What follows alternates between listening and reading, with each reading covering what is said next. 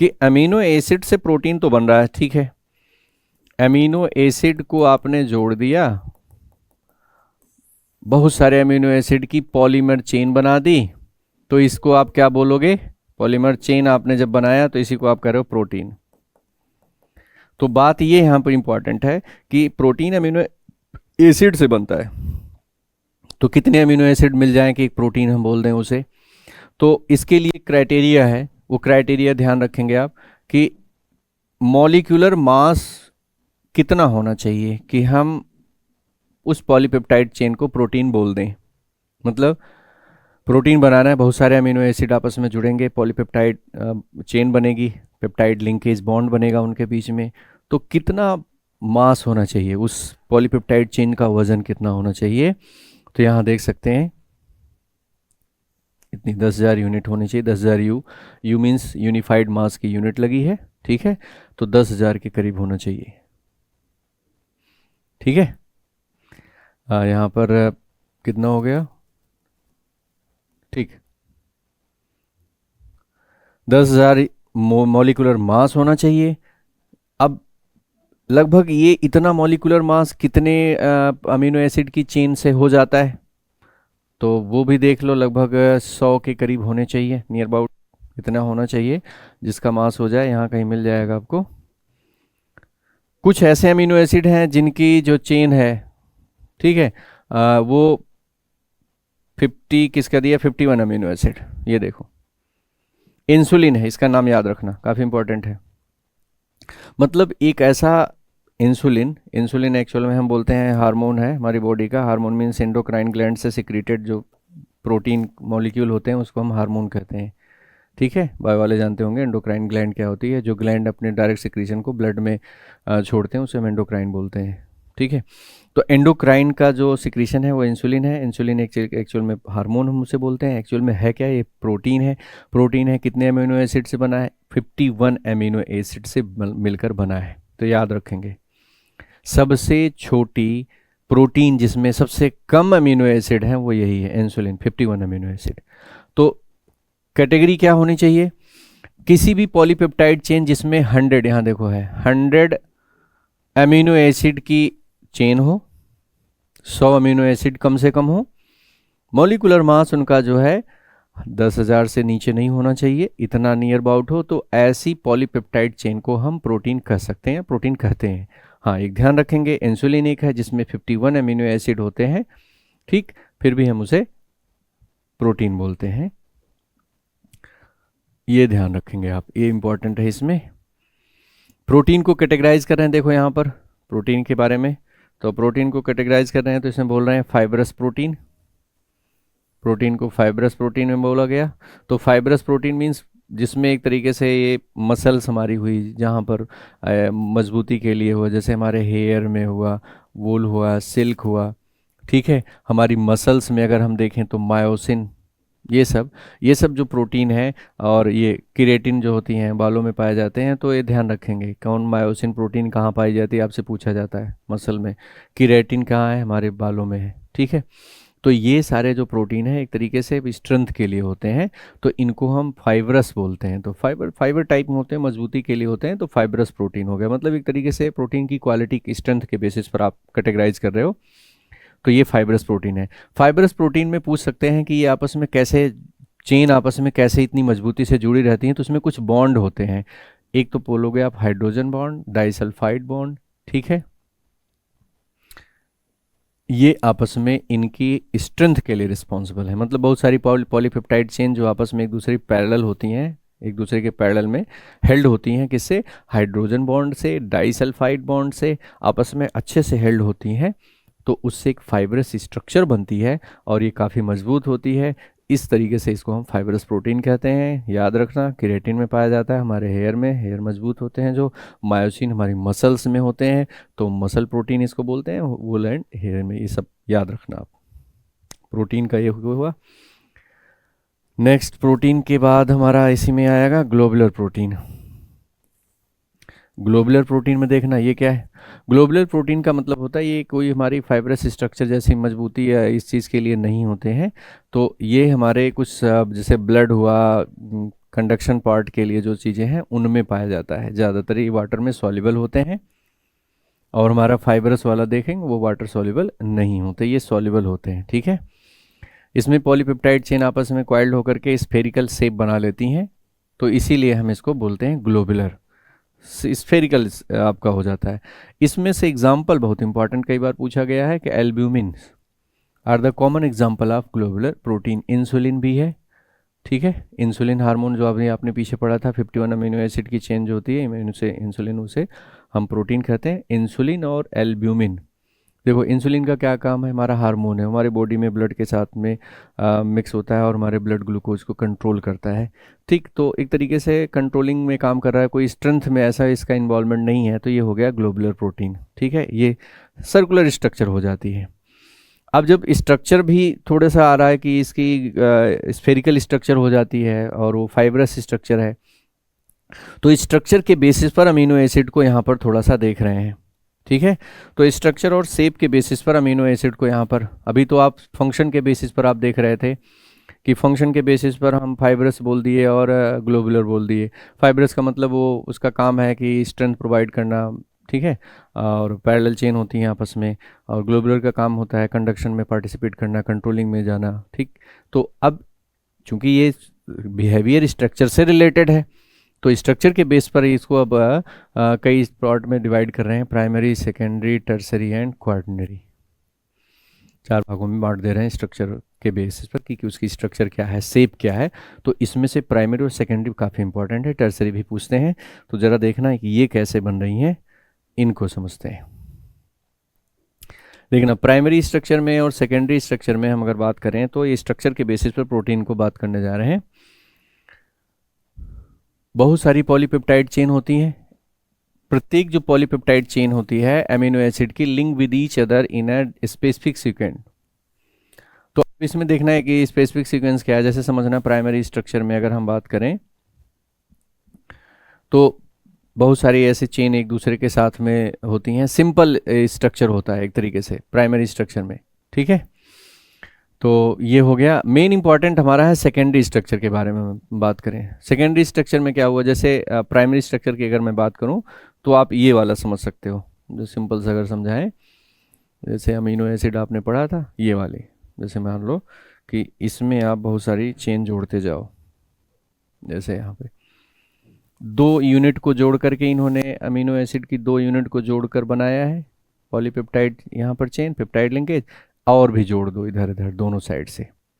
Simple समय, इधर से 2 हाइड्रोजन, एक हाइड्रोजन हटा रहा हूँ, ये लिख रहा हूँ मैं NH, इधर से जुड़ने के लिए फ्री, इधर CH2, ग्लाइसिन की अगर हम बात करें, इधर CO, फिर NH, ठीक, फिर इधर आपका CH, ये साइड चेन कोई भी लगा दो, और यहाँ पर COO माइनस करके इसको यहाँ पर CO दिखा करके एक बॉन्ड इधर दिखा दो फ्री। तो इस टाइप से मतलब इधर भी चेन आगे बढ़ेगी, इस साइड में भी चेन आगे बढ़ेगी, सिंपल से अमीनो एसिड की बहुत सारी यूनिट आपस में जुड़ती हुई चली गई। तो ये जो स्ट्रक्चर होगी एक्चुअल में ये प्राइमरी स्ट्रक्चर है, सिंपल स्ट्रक्चर है, तो इसको हम बोलते हैं प्राइमरी स्ट्रक्चर ऑफ प्रोटीन, जिसमें सिंपल से समझो कि बहुत सारे अमीनो एसिड की चेन आपस में जुड़ती चली जा रही। सेकेंडरी वाली स्ट्रक्चर जो हम यहाँ पढ़ रहे थे, अब आ जाओ सेकेंडरी पर देखते हैं। Secondary structure of amino acid का हमारा जो था ये इंपॉर्टेंट है। सेकेंडरी स्ट्रक्चर में देखेंगे यहाँ पर ये आपसे इंपॉर्टेंट है, काफ़ी पूछा भी जाता है। सेकेंडरी स्ट्रक्चर मतलब समझो जैसे ये वाली हमारी प्राइमरी एक चेन थी, सीधे सीधे चेन थी, ये सीधे सीधे स्ट्रेट चेन थी, मान लीजिए ऐसे, इधर आपका NH था, इधर बढ़ रही है, इधर आपका CO ग्रुप है, ये ऐसे बढ़ता जा रहा है, आपस में बीच में बहुत सारे NH CO जुड़ते जा रहे हैं, बड़ी सी चेन बनती जा रही है, ये प्राइमरी है। अब क्या हुआ कि इनके बीच बीच में जो NH और CO हैं, NH भी मिलेंगे ना, CO भी मिलेंगे बीच बीच में, भाई NH, इसका NH है तो यहाँ CO आएगा, अगला इसका, फिर NH आएगा, फिर CO, फिर यहाँ पर NH मिलेगा, फिर CO, ठीक। तो NH और CO के बीच में जो बीच बीच के NH और CO हैं, उनके बीच में जब हाइड्रोजन बॉन्डिंग होने लगती है, देखो ये CO और यहाँ पर NH, इसका इधर का, यहाँ पर देखो NH, ये देखो ये CO, इनके बीच में जब बॉन्डिंग होने लगेगी जो बड़ी सी चेन थी, इनके बीच बीच में जो, भाई देखो, एक मोनोमर की यूनिट में NHCO आएगा, एक दूसरे मोनोमर यूनिट में आएगा, एक तीसरे मोनोमर यूनिट में आएगा, बहुत सारे ऐसे प्राइमरी स्ट्रक्चर है। इनके बीच में जब हाइड्रोजन बॉन्डिंग, क्योंकि हाइड्रोजन बॉन्डिंग होता है क्या, ऑक्सीजन और ऑक्सीजन, नाइट्रोजन, फ्लोरीन, हाइड्रोजन के साथ हाइड्रोजन बॉन्डिंग कर सकते हैं। तो यहाँ क्या हुआ कि N और O और H के बीच में बन रहा है, यहाँ पे O H के बीच में बन रहा है। तो इस तरीके से इनके बीच में जो बॉन्डिंग बन रही है, हाइड्रोजन बॉन्डिंग बन रही है, ये डॉटेड डॉटेड जो बॉन्डिंग बन रही है, तो जो ये बड़ी सी चेन थी सिंपल स्टेट, ये कुछ क्वाइल्ड हो गई, क्वाइल्ड होकर के इस तरीके से श्रिंक करके छोटी में आ गई, क्वाइल्ड हो गई। तो जो ये क्वाइल्ड स्ट्रक्चर बन रही है, इसी को हम बोलते हैं सेकेंडरी स्ट्रक्चर। अब इस सेकेंडरी स्ट्रक्चर में एक हेलिक्स जैसी स्ट्रक्चर बन रही है। तो ये जो हेलिक्स जैसी स्ट्रक्चर बन रही है, इसलिए हम इसको नाम देते हैं अल्फा हेलिक्स। अल्फा हेलिक्स कहते हैं, ये ध्यान रखेंगे आप कि इस तरीके से जो साइक्लिक चेन बन रही है, अल्फा हेलिक्स हो गई। तो सबसे ज़्यादा कॉमन, आपका मोस्ट कॉमन वे जो है इस तरीके से ही है, अल्फा पॉलीपेप्टाइड चेन। ठीक है, हाइड्रोजन बॉन्ड से बनता है, जो ट्विस्टेड हो जाती हैं, राइट हैंड ठीक स्क्रू टाइप में इस तरीके से बॉन्ड हो जाता है, तो इसको हम बोलते हैं अल्फा हेलिक्स। अब इसी में थोड़ा सा और कॉम्प्लिकेशन आ जाता है, तो उसे हम बोलते हैं बीटा सीट या beta pleated seat. Beta pleated seat में क्या होगा, जैसे ये देखो, ये बीटा प्लेटेड सीट है। अब बीटा प्लेटेड सीट में क्या है, देखना, एक यहाँ पर हमारे पास ये अल्फा हेलिक्स जैसी स्ट्रक्चर, एक दूसरी अल्फा हेलिक्स जैसी स्ट्रक्चर, एक तीसरी, कुछ ऐसे समझना है। ऐसे ये अल्फा हेलिक्स की चेन आपस में हाइड्रोजन बॉन्डिंग से कुछ शॉर्टेज हो गई हैं इस टाइप से, यहाँ पर ये है ऐसे। अब इनके बीच में अगर इंटर बॉन्डिंग हो रही है, इंटर मॉलिक्यूलर, ये भी ध्यान रखेंगे, अल्फा और बीटा सीट में डिफरेंस क्या है। फिर से थोड़ा सा ऊपर, अल्फा हेलिक्स में जो बॉन्डिंग हो रही थी वो उसी यूनिट के बीचों बीच हो रही थी, इंट्रामॉलिक्यूलर हाइड्रोजन बॉन्डिंग है। इंट्रामॉलिक्यूलर हाइड्रोजन बॉन्डिंग का मतलब उसी प्रोटीन की जो स्ट्रक्चर है, उसी के अंदर के NH और CO के बीच में बॉन्डिंग हो रही है। ठीक है, तो मॉलिक्यूल के अंदर में ही हो रही है, तो उस वजह से जो स्ट्रक्चर आ रही है वो हेलिक्स जैसी बन रही है। इस कंडीशन में हम इसको बोलते हैं अल्फा हेलिक्स। अल्फा हेलिक्स में जो हेलिक्स स्ट्रक्चर बनती है वो इंट्रामॉलिक्यूलर हाइड्रोजन बॉन्डिंग की वजह से होती है। इंट्रा मतलब खुद के आपस में ही मॉलिक्यूल की बॉन्डिंग हो रही है। जबकि बीटा प्लेटेड सीट का अंतर क्या है कि यहाँ पर एक अल्फा हेलिक्स, दूसरी अल्फा हेलिक्स, तीसरी अल्फा हेलिक्स, ऐसे बहुत सारी मॉलिक्यूल की यूनिट है। इनमें क्या हो रहा है कि इंटरमॉलिक्यूलर हाइड्रोजन बॉन्डिंग हो रही है। इंटरमॉलिक्यूलर का मतलब एक यूनिट का O अगली यूनिट के H के साथ बॉन्डिंग हो रही है, इस वाली यूनिट का H इसके साथ O के साथ हाइड्रोजन बॉन्डिंग हो रही है, इनके इस तरीके से। तो जब इस टाइप से इनके बीच में इंटरमॉलिक्यूलर हाइड्रोजन बॉन्डिंग होती है तो बहुत सारे जो यूनिट, मोनोमर यूनिट होती हैं, वो एक दूसरे के पैरेलल में ऐसे अरेंज हो जाती हैं, एक ये और एक ये, 3 यूनिट यहाँ दिखाई गई है। तो जब इंटरमॉलिक्यूलर हाइड्रोजन बॉन्डिंग होगी, मतलब एक का NH दूसरे वाले के CO के साथ, पहले वाले का CO दूसरे वाले के NH के साथ, ऐसे अल्टरनेट पर जब आपस में एक दूसरे से बॉन्डिंग करती हैं तो एक सीट जैसी स्ट्रक्चर बनती है, जिसी को बोलते हैं बीटा प्लेटेड सीट। वो अल्फा वाले से थोड़ी सी और कॉम्प्लेक्स होती है, इसमें ज़्यादा संख्या में होते हैं। ठीक है, इसके बाद आप जाओ टर्सरी। अभी ये सेकेंडरी स्ट्रक्चर में है। टर्सरी स्ट्रक्चर में क्या होता है कि ये वाली जो सेकेंडरी स्ट्रक्चर है, इन सेकेंडरी स्ट्रक्चर में और ज़्यादा फोल्डिंग हो जाती है। फोल्डिंग किस वजह से होती है, देखना, टर्सरी में काफ़ी इंपॉर्टेंट है, इसमें पूछते हैं कि further folding of the secondary structure. जैसे ये एक सीट बनी है, काफ़ी बड़ी सीट बनाओ और उसको ऐसे पैक आपस में मोड़ दो, जैसे एक पेपर लो, पेपर को फोल्ड कर दो, 2-3 बार फोल्ड कर दो। ठीक है, एक पेपर टाइप एक बीटा प्लेटेड सीट ऐसे बनी, इसको फोल्ड कर दो, लेबर लगा दो। तो यहाँ देखना है, कह रहे हैं कि further folding of the secondary structure give rise to the major molecular shape, इसी को हम बोलते हैं टर्सरी स्ट्रक्चर। अब ये टर्सरी स्ट्रक्चर, अब कह रहे हो फोल्डिंग होती है, तो फोल्डिंग के पीछे भी कुछ रीजन होगा, तो उसके पीछे का रीजन क्या है, तो कह रहे हैं कि जो सेकेंडरी और टर्सरी स्ट्रक्चर आपकी जो आ रही हैं, उनमें जो फोल्डिंग आपकी बन रही है एक्चुअल में वो हाइड्रोजन बॉन्ड है, डाइसल्फाइड लिंकेज है, एक और आ जाता है वंडर वाल फोर्स। ठीक है, और साथ साथ इलेक्ट्रोस्टैटिक फोर्स। कितने आ रहे हैं, हाइड्रोजन बॉन्डिंग, हाइड्रोजन बॉन्डिंग जो आपने देखा था कि ये अल्फा हेलिक्स मींस सेकेंडरी के अल्फा हेलिक्स और बीटा प्लेटेड सीट के लिए रिस्पॉन्सिबल मेन है। अगर डाइसल्फाइड, इसमें अगर सल्फ़र भी आ जाए, बहुत सारे अमीनो एसिड हैं जिनमें सल्फ़र भी होता है, तो सल्फ़र वाले अमीनो एसिड से अगर बीटा प्लेटेड सीट बनी हुई होगी, ठीक है, या अल्फा हेलिक्स बनी होगी, तो वो अब आपस में ही फोल्डिंग में भी हेल्प करने लगते हैं, डाइसल्फाइड लिंकेज बनने लगता है, वंडरवाल फोर्स लगने लगता है, मॉलिक्यूल के मास बढ़ने से, ज़्यादा हैवी होने से इनके बीच वंडरवाल फोर्स भी अट्रैक्शन लगने लगता है। इलेक्ट्रोस्टैटिक मतलब अगर उसमें पोलरिटी है तो पोलरिटी होने से भी एक दूसरे को अट्रैक्ट करके वो आपस में फोल्डिंग करते चले जाते हैं। तो ध्यान रखना, टर्सरी स्ट्रक्चर के रिस्पॉन्सिबल फैक्टर कौन से हैं, ये बहुत बार पूछा गया। हाइड्रोजन बॉन्डिंग, डाइसल्फाइड, वॉन्डरवाल फोर्स और इलेक्ट्रोस्टैटिक फोर्स ऑफ अट्रैक्शन, ये भी इंपॉर्टेंट है, ये ध्यान रखेंगे। लास्ट में आता है क्वार्टरनरी स्ट्रक्चर। जब टर्सरी स्ट्रक्चर से भी और ज़्यादा कॉम्प्लिकेशन स्ट्रक्चर बन जाए, आपस में कहीं कहीं जाकर डायरेक्ट ये वाली आपस में ही जुड़ जाए, तो आपकी ये टर्सरी से क्वार्टरनरी स्ट्रक्चर जाती है। तो इसमें मोर पॉलीपेप्टाइड चेन होती हैं, ठीक है, बहुत सारी पॉलीपेप्टाइड चेन एक दूसरे के साथ अरेंज होती हैं, सब यूनिट के रूप में होती हैं, और ये टर्सरी स्ट्रक्चर की फोल्डिंग से बनती हैं। बस इतना बोलना, ये क्वार्टरनरी स्ट्रक्चर है, ज़्यादा नहीं, ज़्यादा इंपॉर्टेंट टर्सरी और प्राइमरी सेकेंडरी है। यहाँ पर इनकी स्ट्रक्चर दी गई है। डीनेचुरेशन ऑफ प्रोटीन काफ़ी इंपॉर्टेंट है जी, आपके बोर्ड की रिकॉर्डिंग आपसे पूछते हैं कि डीनेचर्ड प्रोटीन क्या होता है, या कहते हैं कि किसी अंडे को जब आप देखते हो तो लिक्विड फॉर्म में होता है, लेकिन जब उसे बॉयल्ड करते हो तो सॉलिड फॉर्म में हो जाता है, ऐसा क्यों होता है?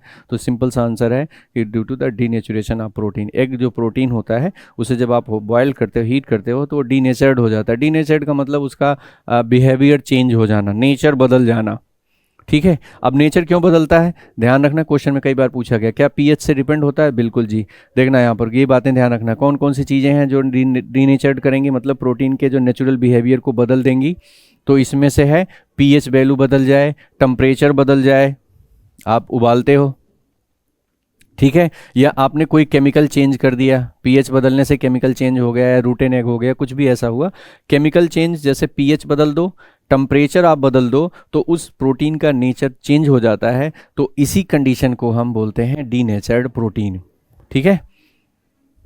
अब ऐसा क्यों होता है ये पूछते हैं, डीनेचर्ड प्रोटीन पीएच बदलने से डीनेचर्ड हो गया, केमिकल चेंज जो हुआ, टेम्परेचर बदलने से हो गया, तो ऐसा हुआ क्यों? तो सिंपल सा उत्तर आप दोगे कि भैया ऐसा होने से जो उनके बीच में हाइड्रोजन बॉन्डिंग लगी थी, जिससे वो अल्फा हेलिक्स, बीटा सीट और ये टर्सरी क्वार्टरनरी स्ट्रक्चर ले रहे थे, वो हाइड्रोजन बॉन्ड और डाइसल्फाइड बॉन्ड की वजह से ही तो हो रहा था। वो बॉन्ड ब्रेक हो गए, डिस्टर्ब हो गए, बॉन्ड्स आर डिस्टर्ब।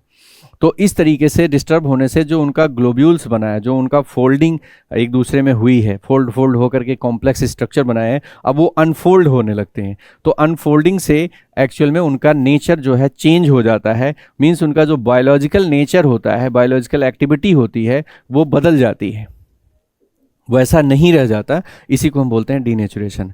तो किसी प्रोटीन की बायोलॉजिकल एक्टिविटी का चेंज हो जाना, इसी को हम बोलते हैं डीनेचुरेशन ऑफ प्रोटीन। क्यों होता है? टेम्परेचर बदलने से, पीएच बदलने से।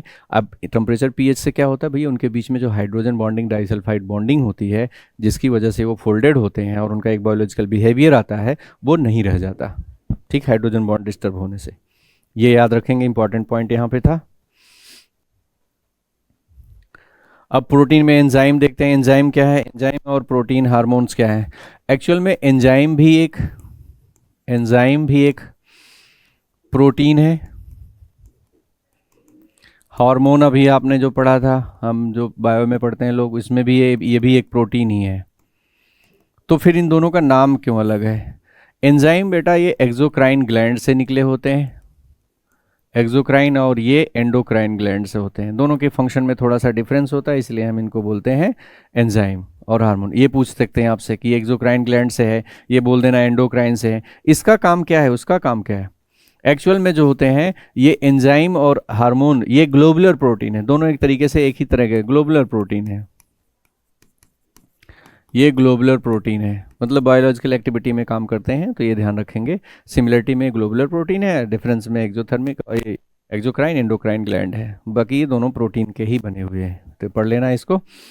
यहाँ पर कुछ चेंजेज हैं, ये याद रखेंगे भैया, पूछे जा सकते हैं। माल्टेज एक एंजाइम यहाँ पर है, ये माल्टोज शुगर को, माल्टोज मतलब ग्रेन्स में या जो भी आपके सीरियल्स होते हैं उसमें जो शुगर पाई जाती है, उसको ग्लूकोज में कन्वर्ट कर देते हैं, ठीक है। तो ये इंपॉर्टेंट है, ये याद रख लेना। अब फिर इसके बाद वाइटामिन्स हैं। वाइटामिन्स में काफ़ी इंपॉर्टेंट पॉइंट यहाँ पूछा जाता है आपसे, वो जल्दी हम देखते हैं। इसमें से vitamin A, B, C, D, B1, B2, B12, ठीक है। तो इसमें वाटर सॉल्युबल बहुत इंपॉर्टेंट है, याद रखना, वाटर सॉल्युबल और fat soluble. Fat soluble, fat soluble में ए, डी, ई और के हैं, और वाटर सॉल्युबल में विटामिन बी और सी है। आपसे पूछते हैं कि क्या हमें विटामिन बी और सी रेगुलर बेसिस पर लेना चाहिए या ए, डी, ई और के। तो देखो क्या है, बी और सी हमारा जो वाटर सॉल्युबल हैं, बेटर जब वाटर सॉल्युबल हैं तो हमारी बॉडी में ये वो पानी में डिजॉल्व होते हैं, क्योंकि हमें पता है कि हमारी बॉडी में जो पानी एक्सेस होता है जो भी है, तो हम उसे यूरिन के थ्रू पास आउट कर देते हैं। तो जो भी हमारी बॉडी में वाटर सॉल्युबल विटामिन होते हैं वो भी बॉडी से बाहर चले जाते हैं। तो बी और सी को हमें रेगुलर बेसिस पर लेने की ज़रूरत पड़ती है। इसीलिए किसी को कोई प्रॉब्लम होती है तो विटामिन बी कॉम्प्लेक्स लेता है, विटामिन सी लेता है। जबकि ए और डी और ई के ये हमारे बॉडी के फैट में, जो हमारी बॉडी में एक्स्ट्रा फैट डिपॉजिट होता है उसमें ये डिजॉल्व होने वाले हैं। तो इसलिए रेगुलर बेसिस पर इन्हें ज़्यादा लेने की ज़रूरत ऐसी नहीं पड़ती। एक बार ये स्टोर्ड हो जाते हैं तो बॉडी में रहते हैं काफ़ी समय तक, ठीक है। तो अगर देखा जाए तो रेगुलर बेसिस पर बी और सी की ज़रूरत पड़ेगी, तो ये भी ध्यान रखेंगे। इन सब में नाम याद रखेंगे, fat soluble, water soluble vitamin है भैया। विटामिन में यहाँ पर ये चार्ट है, इस चार्ट से इंपॉर्टेंट नाम पूछा जाता है, कई बार पूछा जाता है इनकी डिजीज़ क्या है, कैसे आप जेरोप्थेल्मिया पूछते हैं, ठीक है, इसके लक्षण क्या हैं और कैसे इसका क्या कंडीशन है, इनके ये नाम पूछे जाते हैं। जैसे vitamin B1 thiamine, vitamin B2 riboflavin, B6 फेरिडीन होता है, ठीक है, विटामिन सी स्कॉर्बिक एसिड, इनके नाम ही पूछे जाते हैं। और इनसे पूछा जाता है कि कौन कौन सी बीमारियां होंगी, ठीक है, और उन बीमारियों का जो लक्षण क्या है, मतलब उनके कैरेक्टरिस्टिक्स क्या हैं और उनमें किन में चीज़ों में मिलेगा। तो ये पढ़ लेना आप, ठीक है। जैसे विटामिन डी की कमी से रिकेट्स हो जाता है, रिकेट्स में क्या उसके कैरेक्टरिस्टिक्स हैं, लक्षण क्या हैं, सब याद कर लेना, ये इंपॉर्टेंट है यहाँ पर। ब्लड क्लॉटिंग अगर किसी में नहीं हो रही तो कौन सी विटामिन की कमी हो सकती है, जैसे विटामिन के है तो विटामिन ई हो गया, ये सब, ठीक है। हमारा हो गया न्यूक्लिक एसिड में, यहाँ आ जाओ, न्यूक्लिक एसिड, हाँ यहाँ दिया है। न्यूक्लिक एसिड में हम राइबोज, जो हम पीछे डिस्कस कर रहे थे, यहाँ देखना राइबोज है, 5 कार्बन की शुगर है। हमने आपको राइबोज शुगर और डीऑक्सीराइबोज शुगर के बारे में बताया था। ये देखना 1 2 3 4 5 ब्रांच से बाहर है, तो ये देखना 4 कार्बन की चेन है यहाँ पर, ठीक है। ये कुछ फ्रक्टोज से जैसा मिल रहा है 4 कार्बन की चेन, लेकिन फ्रक्टोज में चूंकि टोटल 6 कार्बन थे, यहाँ 5 ही कार्बन है कुल मिलाकर। देखना इसमें सेकेंड वाले पर अगर OH है तो ये राइबोज शुगर है, अगर यहाँ पर OH नहीं है तो ये डीऑक्सीराइबोज लगा दो, डी वर्ड लगा देना तो समझ जाना डीऑक्सीराइबोज। ये भी एक शुगर है, ये भी एक साइक्लिक स्ट्रक्चर आप पढ़ रहे हो, ठीक है। तो साइक्लिक स्ट्रक्चर में ये बीटा स्ट्रक्चर है, अल्फा और बीटा में बीटा, तो बीटा डी राइबोज। अब अगर आपसे पूछा जाए तो ये बीटा डीऑक्सीराइबोज है, ये हमारे डीएनए के कंपोनेंट होते हैं। देखो डीऑक्सीराइबोज हमारा किस में निकलेगा, ये डीएनए में यूज होगा डीऑक्सीराइबोज, और राइबोज किस में यूज होता है, आरएनए, हमारी बॉडी के आरएनए के फॉर्मेशन में, ठीक है। अगर हम बात करें तो ये यहाँ पर कौन सा होगा, ये एल्डोपेंटोज है, एल्डोपेंटोज मतलब एल्डिहाइड ग्रुप का है, ये दोनों में एल्डिहाइड ग्रुप होता है। तो एल्डिहाइड ग्रुप आपका होता है, एल्डिहाइड ग्रुप में फर्स्ट और इसमें किसके बीच में, 4 के बीच में वो आपस में बॉन्डिंग होती है, फर्स्ट टू 4। तो ये एल्डोपेंटोज 5 कार्बन की एल्डिहाइड, वो भी एल्डोपेंटोज है। दोनों की अगर देखा जाए तो बीटा बीटा फॉर्म होती हैं, बीटा डी फॉर्म यही यूज होता है। डीऑक्सीराइबोज एक बीटा स्ट्रक्चर है, अल्फा नहीं, ध्यान रखना है। वो ये एल्डोपेंटोज है, और इसमें OH अगर है तो राइबोज, नहीं है तो डी वर्ड लगा देना, डीऑक्सीराइबोज। ये हमारे डीएनए के कंपोनेंट्स होते हैं। तो एक ये शुगर है 5 कार्बन की शुगर। ध्यान रखना हमारे डीएनए में क्या क्या जरूरी पड़ती है, हमारी बॉडी का डीएनए है तो डीएनए में क्या क्या लगता है, एक तो शुगर लगेगी, कौन सी शुगर, 5 कार्बन, 5 कार्बन की, कौन सा क्या नाम है, पेंटोज है, 5 कार्बन की शुगर। अब पेंटोज में क्या है, वो एल्डोपेंटोज है, एल्डिहाइड ग्रुप की पेंटोज है, क्या नाम है, राइबोज है या डीऑक्सीराइबोज है, राइबोज हो सकती है या डीऑक्सीराइबोज हो सकती है, ठीक है। तो ये डीऑक्सी राइबोज, दोनों में से आप दे सकते हैं। तो ये एक शुगर होगी, एक ये लगेगा। दूसरा क्या लगता है जी हमारे डीएनए में? डीएनए में दूसरा हमारा लगता है फास्फोरिक एसिड। फास्फोरिक एसिड,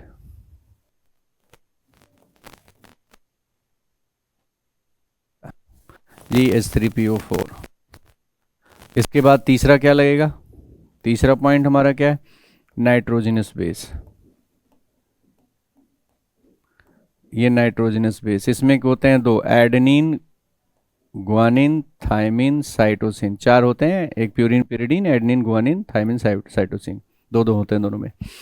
तो nitrogenous base, phosphoric acid, sugar, ये तीन चीजें मिलती हैं तो हमारा बनता है डीएनए। ये ध्यान रखेंगे आप, sugar, phosphoric acid, nitrogenous base.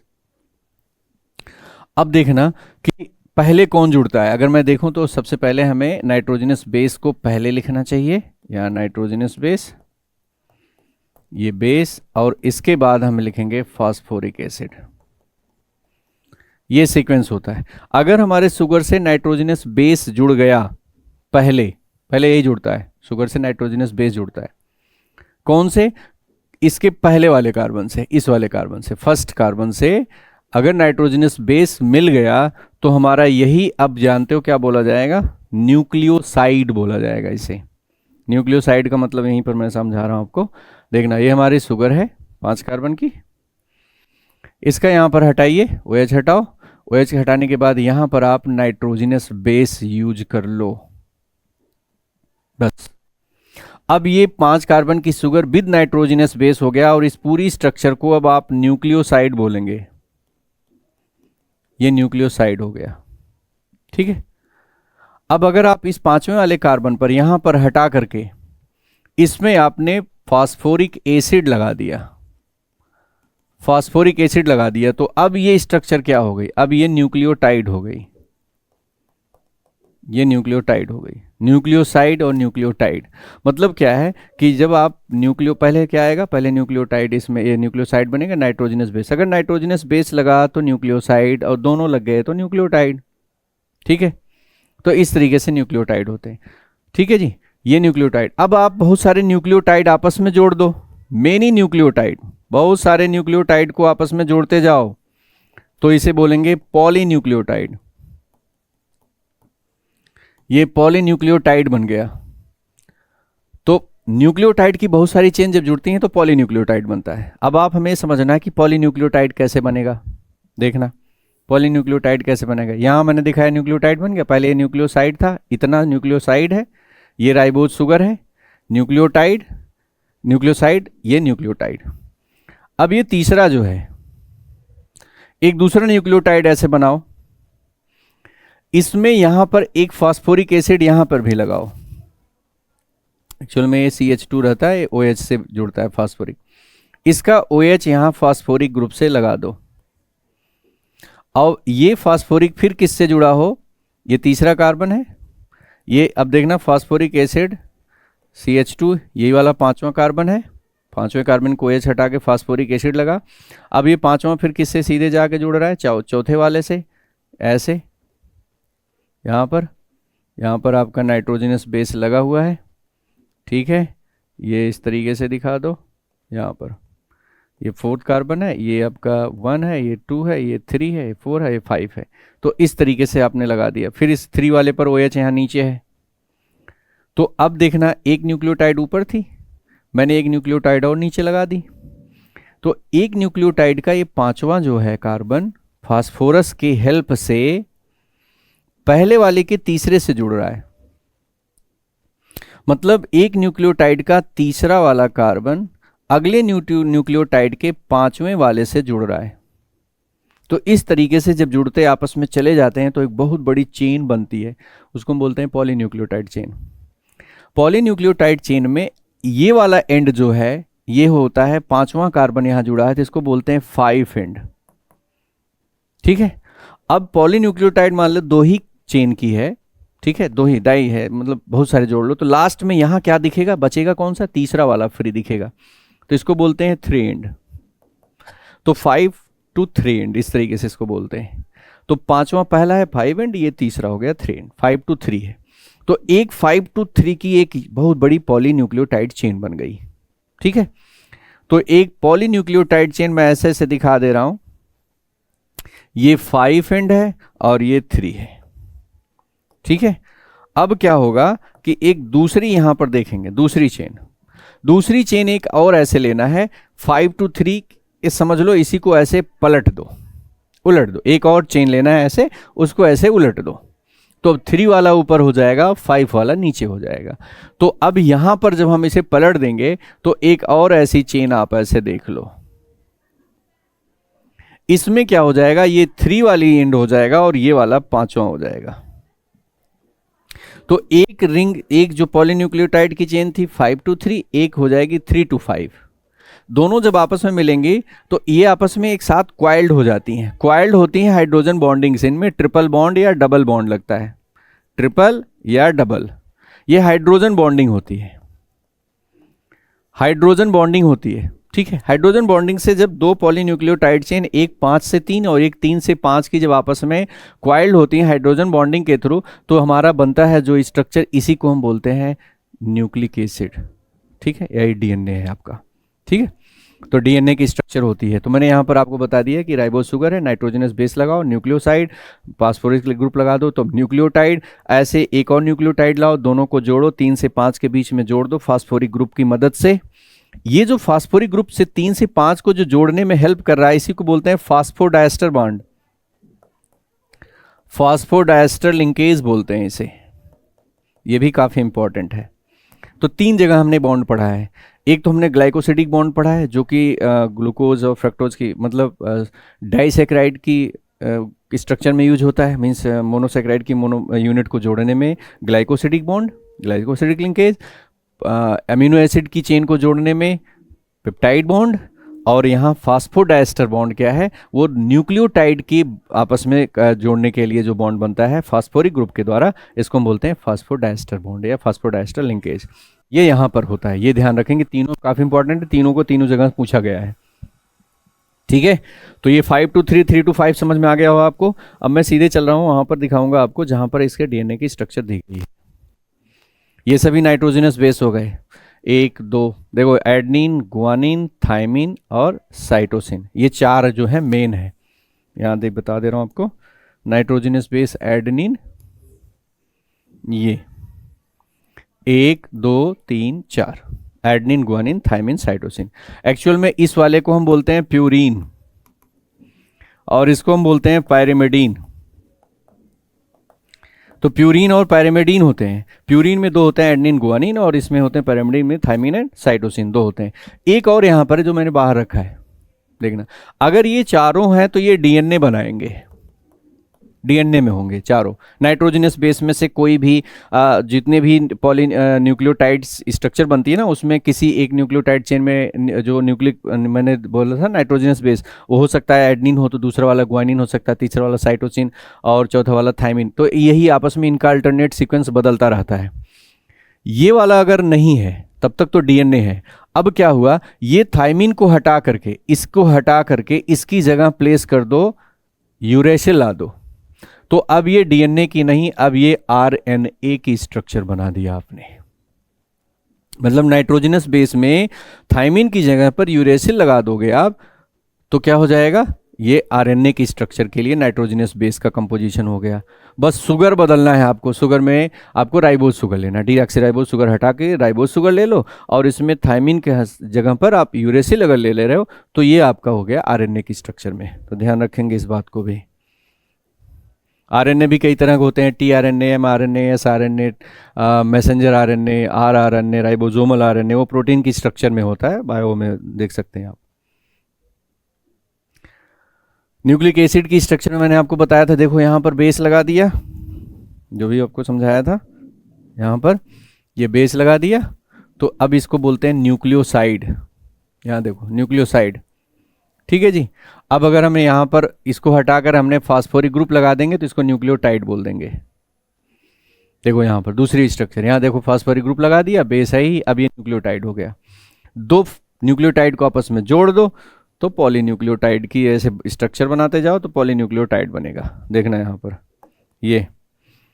ये एक न्यूक्लियोटाइड है, देखो बेस और फास्फोरिक ग्रुप लगा हुआ है, एक दूसरा है ये बेस। अब देखना इसमें क्या है, ये वाले के 5वें कार्बन है, इसमें फास्फोरिक, यहाँ 5वां कार्बन है, यहाँ फास्फोरिक है, ये है इसका तीसरा, ये इसका 5वां। इसके तीसरे और 5वें को यहाँ से ऐसे बॉन्डिंग, इनके बीच में ऐसे बॉन्डिंग कर लो, इसका OH हटा करके फास्फोरस ग्रुप को इससे जोड़ दो, ठीक है।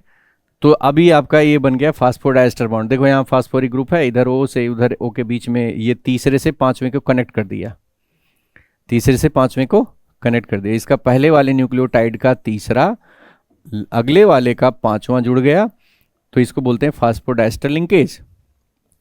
तो दो न्यूक्लियोटाइड की यूनिट मिल गई आपस में। तो देखना इसका ये 5वां यहाँ पर है, ये लास्ट वाले का तीसरा है, तो इसको हम लिखेंगे 5 to 3, 5 एंड है ये और ये 3 एंड है। तो ये वाली न्यूक्लियोटाइड जो चेन बन रही 5 to 3 की है। ऐसे ही और 5 to 3 है, उसको उलट के इसके साथ में ला दो तो नाइट्रोजनस बेस के साथ बॉन्डिंग हो जाएगी। तो यहाँ से हमारा पॉलीन्यूक्लियोटाइड की चेन देखो यहाँ बनेगी। ये देखो पहली एक चेन है ये वाली, एक मिनट, ये वाली चेन जो है देखना, ये वाले जो चेन है ये 5 to 3 एंड है, ऊपर थोड़ा सा कर देते हैं। और ये देखो ये आपका जो है ये 5 एंड है ऐसे, ये 3 है, और इस वाले का एक 3 लगा दिया, 3 वाला है ये, और ये 5 to 3, 3 to 5 पूछा जाता है कि ये क्या है, तो समझ में आ गया होगा आपको। इस तरीके से आप अच्छा इनके बीच में देखना ग्वानिन टू साइटोसिन, G2C लिखा है A to T है, तो एडेनिन के सामने थाइमिन पड़ेगा, ग्वानिन के सामने साइटोसिन पड़ेगा। इनके बीच में ट्रिपल बॉन्डिंग होती है, इनके बीच में डबल बॉन्डिंग होती है। यही हाइड्रोजन बॉन्ड ही इस पूरे DNA के स्ट्रक्चर के दोनों न्यूक्लियोटाइड को आपस में हेलिक्स के फॉर्म में जोड़ के रखते हैं। तो पूछते हैं कि DNA के स्ट्रक्चर में जो दोनों न्यूक्लियोटाइड की चेन होती हैं पॉलीन्यूक्लियोटाइड, आपस में हेल्ड कैसे होती हैं, उसके पीछे का क्या कैसे मतलब हेल्ड होती हैं। तो आप यही बताएंगे due to the hydrogen bonding, hydrogen bonding की वजह से होती हैं। और किसके बीच में, guanine to cytosine triple bonding and adenine to thymine double bonding. मतलब A to T G2C, adenine to thymine guanine to cytosine, ATGC ऐसे याद कर सकते हो, ATGC, adenine to thymine guanine to cytosine. Adenine से थायमिन के बीच में फर्स्ट से सेकंड के बीच में है तो डबल बॉन्ड याद रखना, क्योंकि फर्स्ट सेकंड इनका सीक्वेंस याद होना चाहिए, adenine thymine guanine to cytosine. Adenine और थायमिन है तो पहला और दूसरा हो गया, तो इन दोनों के बीच में डबल बॉन्डिंग हुआ, और तीसरे और चौथे के बीच में यहाँ ट्रिपल बॉन्डिंग लगा देना इस तरीके से। तो ग्वानिन से साइटोसिन के बीच में ट्रिपल बॉन्ड, एडेनिन से थायमिन के बीच डबल बॉन्ड, यही हाइड्रोजन बॉन्डिंग है, यही इस DNA के दोनों पॉलीन्यूक्लियोटाइड चेन को होल्ड रखते हैं। ठीक है, अगला हमारा टॉपिक है हार्मोन। मैंने बता ही रखा आपको हार्मोन का मतलब क्या होता है। ठीक है, हार्मोन मीन्स आपका हो गया जो एंडोक्राइन ग्लैंड से सिक्रीटेड होते हैं, उन्हीं को हम हार्मोन बोलते हैं, हमारी बायोलॉजिकल एक्टिविटी को कंट्रोल करते हैं। एंजाइम हमारे बायोलॉजिकल एक्टिविटी में पार्टिसिपेट करते हैं, जैसे मान लो डाइजेशन और में पार्टिसिपेट करते हैं। ठीक है, ये आप पढ़ लेना। इसमें DNA फिंगरप्रिंटिंग के बारे में एक लास्ट टॉपिक में थोड़ा सा डिस्कस करूंगा। DNA फिंगरप्रिंटिंग क्या है। DNA फिंगरप्रिंटिंग का मतलब होता है इसकी वजह से आजकल किसी भी इंसान को जो है डिटेक्ट किया जा सकता है। जैसे मान लीजिए किसी का ब्लड ले लिया, उसका DNA का एक फिंगरप्रिंट ले लिया। फिंगरप्रिंट का मतलब सभी के जो इंसान होते हैं ना, उनके सभी के DNA वो अलग अलग तरीके से ब्रेक होते हैं। एक होता है एंडोन्यूक्लियोज रिस्ट्रिक्टेड एंजाइम, अगर आप उससे DNA को तोड़ोगे तो वो DNA के अलग अलग सेगमेंट बनाता है। मतलब दुनिया में किसी भी दो इंसान के DNA का जो सेगमेंट है वो एक जैसा ब्रेक नहीं होता। तो उसी ब्रेक करने का एक फोटोग्राफ सीक्वेंस लेते हैं, उसी को हम बोलते हैं फिंगरप्रिंटिंग।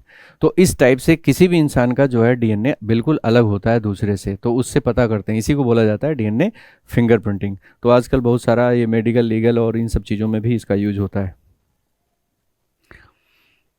हो गया ये तो बेसिक आपका ये चैप्टर का था। तो इसमें 7 मार्क्स के आपके क्वेश्चन बनते हैं। आई थिंक आपको समझ में आया होगा। आगे हम नेक्स्ट चैप्टर नेक्स्ट वीडियो में मिलते हैं, तब तक के लिए थैंक यू।